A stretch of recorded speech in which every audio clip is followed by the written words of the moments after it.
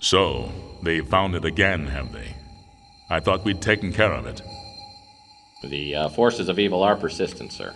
I'm getting too old for this. Who have we got lined up to deal with this problem? Murphy, sir.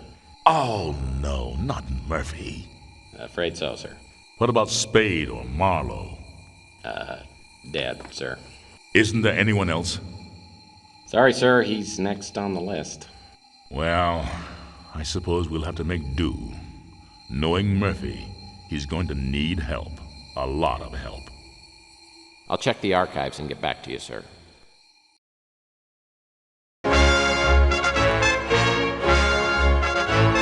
News of the day. As the Second World War enters its final days, Allied forces are on the march. The troops of the Western Alliance are occupied with the dangerous duty of ferreting out the remaining pockets of Nazi resistance. The storming of Berlin has crushed the heart of German opposition and sent remnants of the Fuhrer's troops scurrying into the dark reaches of the Black Forest. The Germans have vowed to fight to the last man in their quest for world domination. But their days are numbered, with Adolf Hitler dead and the once dreaded SS disbanded. The Allies have exposed the workings of the Nazi war machine and found it festering with ancient blood cults, whose rituals and ceremonies are too astonishing and barbaric to detail. Allied forces will not rest until the last cult member has been revealed and captured.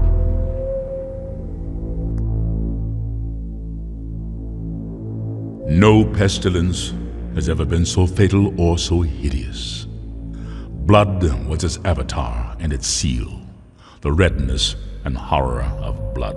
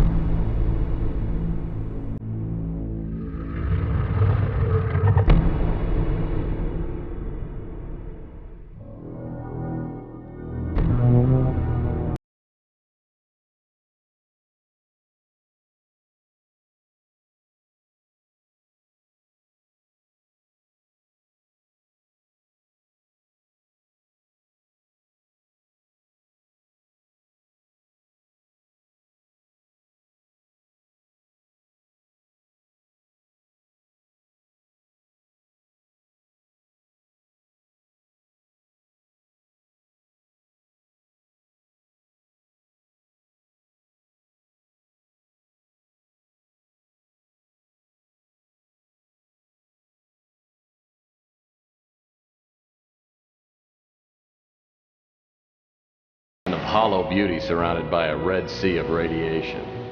5 million souls drowning in gamma rays. Some lucky people have a natural immunity to genetic mutation caused by the radiation. I'm one of them. Most of them live in the new city, but I don't. I live among the unlucky souls, the mutants and the destitute, and the wreckage of old San Francisco. My name's Tex Murphy. I'm a private detective. Or at least I used to be. Since my marriage hit the rocks, I haven't done much of anything. I went out tonight for the first time in a week, but all I ended up doing was spending the last of my money on a bottle of cheap bourbon. Now it's past midnight, and I'm staring out of the window of my office on the second floor of the Ritz Hotel. Just like me, the Ritz used to be something. Now it's just another grimy building in a rundown part of town. And I'm almost out of bourbon. My God, Murphy, you look like hell. Really hit bottom, didn't you?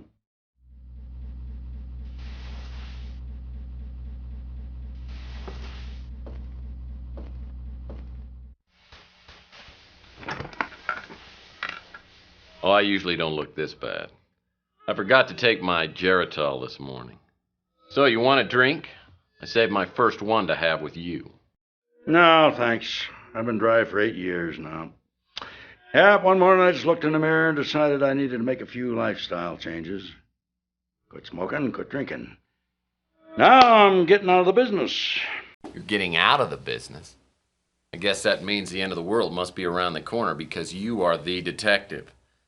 I can't imagine you doing anything else, especially not running around an island with a bunch of nubile women in a loincloth.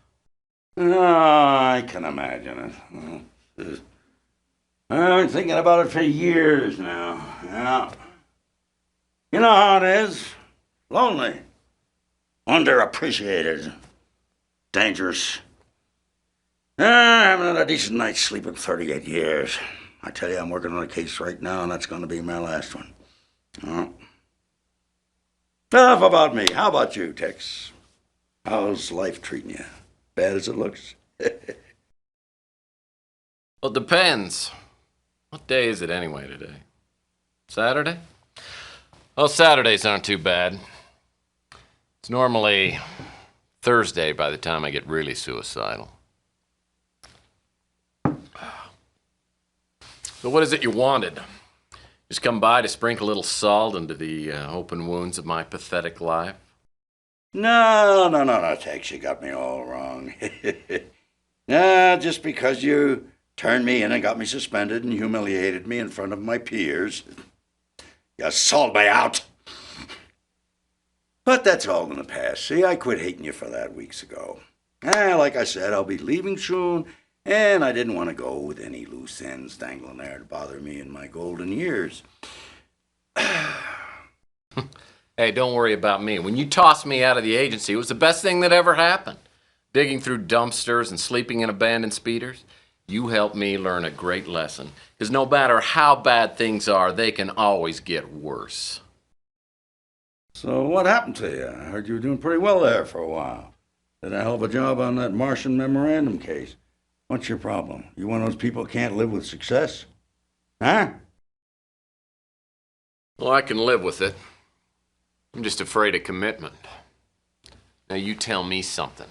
Why wouldn't you talk to me 15 years ago? I was a stupid kid back then. Could have tried to understand why I told the ethics board what I did. I mean, I understand now that I was out of line and I made a mistake, but why'd you cut me off like that? Because apparently you never learned the first rule of a PI. And never, ever betray your friends. Now, friendship goes beyond blood and race and politics. You gotta find out who your friends are, then you hold on to them. They're a precious commodity to people like me and you. Now listen, before I go, I came here with a warning. I heard your name mentioned in connection with a case that I'm working on, and you stay out of it. If you don't, somebody's gonna find you floating in the bay with a hole in your head. I don't need any more strain on my conscience.